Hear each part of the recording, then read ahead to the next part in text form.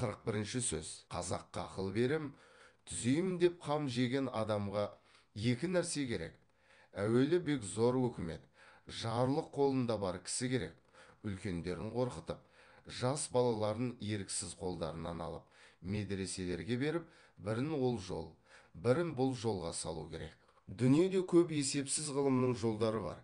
Әрбір жолда үйретушілерге беріп, сен бұл жолды үйрен, сен ол жолды үйрен деп жолға салып, мұндағы халыққа шығынын төлетіп жіберсе, хатта қыздарды да ең болмаса мұсылман ғылымына жіберсе, жақсы дін танырлық қылып үйретсе, сонда сол жастар жетіп, бұл аталары қартайып сөзден қалғанда түзелсе болар еді.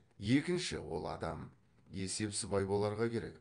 Аталарын паралап, балаларын алып, бастап қайтқандай жолға салып, тағылым берсе, сонда түзелер еді. Енді мұндай халықты еріксіз қорқытып көндірілік күш қуат ешкімге бітпейді. Ол баланы қазақтың бәрін паралап көндірілік дәулет бір кісіге бітуге мүмкін емес. Қазақты е қорқытпай, е параламай, ақылменен не жырлап, не сырлап айтқанменен еш нәрсеге көндіру мүмкін емес.